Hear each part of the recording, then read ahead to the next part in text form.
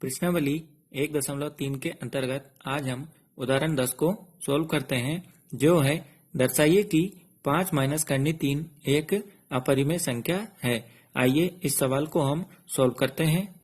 अब इस सवाल में हमें ये बताना है कि 5 माइनस करनी 3 जो है वो एक अपरिमेय संख्या है। तो इस सवाल को सोल्व करने के लिए भी हम सबसे पहले लिखते हैं कि इसके विपरीत हम यह मान लेते हैं। इसके विपरीत हम यह मान लेते हैं कि 5 माइनस करनी 3 एक परिमेय संख्या है। कि 5 माइनस करनी 3 जो है वो एक कैसी संख्या है? ये परिमेय संख्या है तथा हम ऐसी सहअभाज्य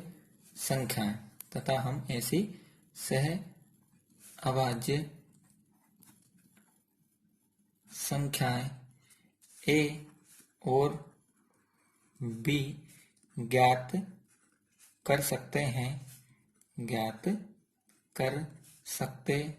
हैं कि हमारा जो सवाल है 5 माइनस करनी 3। अब हम क्या करेंगे, इसके बराबर में ये ए बटे बी लिख देंगे और जहां बी का जो मान है वो 0 नहीं होना चाहिए।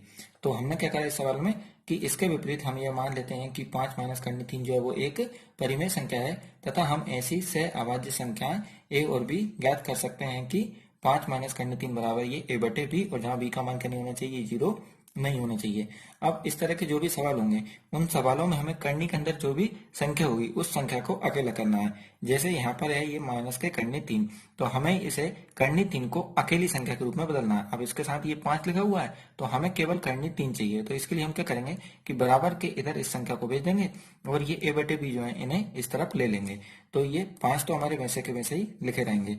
अब बराबर में है ये ए बटे बी और प्लस में है तो बराबर के जब इधर जाएंगे तो किसके हो जाएंगे, माइनस के ए बटे बी। ये बराबर हमारा वैसा का वैसा ही। अगर ये माइनस के 3 है तो जब इनका पक्षांतर होगा तो ये प्लस के करनी 3 में बदल जाएंगे। तो ये हो गया हमारा 5 माइनस ए बटे बी बराबर करनी 3। क्या करा हमने कि माइनस के ए प्लस के ए बटे बी को जब बराबर के इधर लेके आए तो ये हो गया माइनस के ए बटे बी और ये माइनस के करनी 3 को जब बराबर के इधर भेजा तो ये क्या हो गया, करनी 3 प्लस में बदल गए। अब इन संख्याओं में हम जब देखते हैं कि 5 ए और बी जो है ये तीनों पूर्णांक हैं तो इसी को हम लिखते हैं कि चूंकि 5 ए और बी जो है ये पूर्णांक हैं। कैसी संख्या है? ये पूर्णांक है।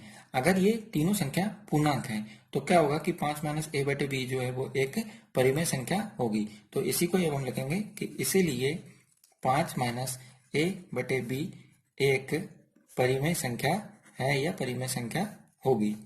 तो हमने ये लिख के बता दिया है कि इसीलिए 5 माइनस ए बटे बी जो है वो एक परिमेय संख्या है। अब अगर 5 माइनस ए बटे बी जो है एक परिमेय संख्या है तो यहाँ पर हम देखते हैं ये बराबर का निशान है तो ये परिमेय संख्या है तो ये भी कैसे होनी चाहिए, परिमेय संख्या होनी चाहिए। तो इसे अब हम लिखते हैं कि अर्थात करनी 3 एक परिमेय संख्या है। अर्थात करनी 3 भी कैसी हो जाएगी, ये एक परिमेय संख्या हो जाएगी। तो इसे भी हमने लिख दिया कि अर्थात करनी 3 जो है वो एक परिमेय संख्या है। तो हमने क्या करा कि चूंकि 5 ए बटे बी जो है ये 5 ए और बी जो है ये पूर्णांक हैं तो अगर ये पूर्णांक हैं तो 5 माइनस ए बटे बी जो है वो एक परिमेय संख्या हो गई और बराबर का निशान होने के कारण करनी 3 भी जो है वो एक कैसी संख्या हो जाएगी, ये परिमेय संख्या हो जाएगी। लेकिन यहाँ पर जो है हमें ये विरोधाभास प्राप्त हो रहा है तो इसे ही कोई हम लिख के बता देंगे कि यहाँ हमें विरोधाभास प्राप्त हुआ है। यहाँ हमें विरोधाभास प्राप्त हुआ। अब हमें यहाँ विरोधाभास क्यों प्राप्त हो रहा है, क्योंकि करनी 3 जो है वो एक अपरिमेय संख्या होती है। तो इसी को हम लिख देंगे कि क्योंकि करनी 3 एक अपरिमेय संख्या है तो यहाँ हमें विरोधाभास प्राप्त हुआ क्योंकि करनी 3 जो है वो कैसी संख्या है, एक अपरिमेय संख्या है। अब ऐसा क्यों हुआ, तो ऐसा त्रुटिपूर्ण या गलत कल्पना के कारण हुआ। तो ऐसा त्रुटिपूर्ण या गलत कल्पना के कारण हुआ। तो ऐसा त्रुटिपूर्ण या गलत कल्पना के कारण हुआ। अतः 5 माइनस करनी 3 जो है वो एक अपरिमेय संख्या है। अतः 5 माइनस करनी 3 जो है वो एक कैसी संख्या है, ये अपरिमेय संख्या है, अपरिमेय संख्या है। तो यहाँ हमें विरोधाभास प्राप्त हुआ क्योंकि कर्ण 3 जो है वो एक अपरिमेय संख्या है। तो ऐसा त्रुटिपूर्ण या गलत कल्पना के कारण हुआ, अतः 5 माइनस कर्ण 3 जो है वो एक अपरिमेय संख्या है। अब इसके बाद उदाहरण 11 को हम सोल्व करते हैं। तो उदाहरण 11 को सोल्व करते हैं। तो हमारा जो उदाहरण 11 है वह कहता है कि दर्शाइए कि 3 कर्णी 2 जो है वो एक अपरिमेय संख्या है। तो इसमें हमें ये बताना है कि 3 कर्णी 2 जो है वो एक अपरिमेय संख्या है। तो इसमें भी हम उसी तरीके से लिखेंगे कि इसके विपरीत हम यह मान लेते हैं, हम यह मान लेते हैं कि 3 कर्णी 2 एक परिमेय संख्या है। कि इसके विपरीत हम यह मान लेते हैं कि 3 कर्णी 2 जो है वो एक अपरिमेय संख्या है तथा हम ऐसी सहअभाज्य संख्याएं तथा हम ऐसी सहअभाज्य संख्याएं ए और बी ज्ञात कर सकते हैं, ए और बी ज्ञात कर सकते हैं। कि हमारा जो सवाल था 3 कर्णी 2, अब हम इसके बराबर में लिख देंगे ये ए बटे बी। तो हमने क्या बता दिया, ये 3 कर्णी 2 बराबर हो गया ये ए बटे बी, जहां बी का मान क्या नहीं होना चाहिए, 0 नहीं होना चाहिए। तो इसे हम कोष्टक में भी लिख सकते हैं कि जहां बी का जो मान है वो 0 नहीं है, तो जहां b बराबर 0 नहीं है। तो इसके विपरीत हम ये मान लेते हैं कि 3 कर्णी 2 है जो वो एक अपरिमेय परिमेय संख्या है तथा हम ऐसी सहअभाज्य संख्या ए और बी ज्ञात कर सकते हैं कि 3 कर्णी 2 बराबर कितना हो गया, ये ए बटे बी, और जहां b का मान क्या नहीं है, 0 नहीं है।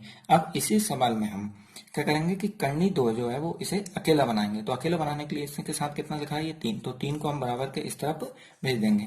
तो ये हो जाएगा कर्णी 2 बराबर ये ए, अब 3 यहाँ गुणा में तो यहाँ बटे में चला जाएगा, तो ये हो जाएगा ए बटे 3 बी। तो हमें क्या मान मिल गया है, ये कि कर्णी 2 बराबर ए बटे 3 बी के रूप में हमें ये प्राप्त हो गया है। अब हम इसी के अंदर देखते हैं कि ए 3 और बी जो है ये तीनों पूर्णांक हैं। तो इसे अब हम लिखते हैं कि चूंकि 3, ए और बी जो है ये पूर्णांक है, कैसी संख्या है, ये पूर्णांक है, तो इसीलिए ए बटे 3 बी एक परिमेय संख्या है।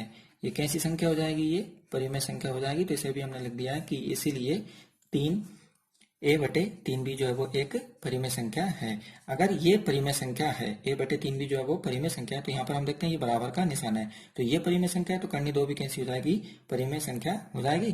तो इसे भी हम लिख देंगे कि अर्थात कर्णी 2 एक परिमेय संख्या है। तो कर्णी 2 भी कैसी संख्या हो जाएगी, ये परिमेय संख्या हो जाएगी। तो इसे भी हमने लिख के बता दिया है कि अर्थात कर्णी 2 जो है वो एक परिमेय संख्या है। अब कर्णी 2 यदि परिमेय संख्या होगी तो ये तो हमें यहाँ पर बिल्कुल विरोधाभास प्राप्त हो रहा है। तो इसे अब हम लिख के बताते हैं कि यहाँ हमें विरोधाभास प्राप्त हुआ, यहाँ हमें विरोधाभास प्राप्त हुआ क्योंकि कर्णी 2 एक अपरिमेय संख्या है। क्योंकि कर्णी 2 जो है हमारी कैसी संख्या है, ये अपरिमेय संख्या है, अपरिमेय संख्या है। अब हमें ये पता है कि कर्णी 2 जो है वो हमारी एक अपरिमेय संख्या है, और यहाँ पर क्या आ रहा है, कर्णी 2 एक परिमेय संख्या आ रहा है। तो ऐसा त्रुटिपूर्ण कल्पना के कारण हुआ, ऐसा त्रुटिपूर्ण या गलत कल्पना, त्रुटिपूर्ण की जगह पे हम क्या लिख सकते हैं, ये गलत भी लिख सकते हैं। तो गलत कल्पना के कारण हुआ, तो ऐसा त्रुटिपूर्ण या गलत कल्पना के कारण हुआ। अतः 3 कर्णी 2 एक अपरिमेय संख्या है। अतः 3 कर्णी 2 जो है वो कैसी संख्या है, ये एक अपरिमेय संख्या है, अपरिमेय संख्या है। तो तो यहाँ हमें विरोधाभास प्राप्त हुआ क्योंकि कर्णी 2 जो है वो एक अपरिमेय संख्या है। ऐसा त्रुटिपूर्ण या गलत कल्पना के कारण हुआ, अतः 3 कर्णी 2 जो है वो एक अपरिमेय संख्या है।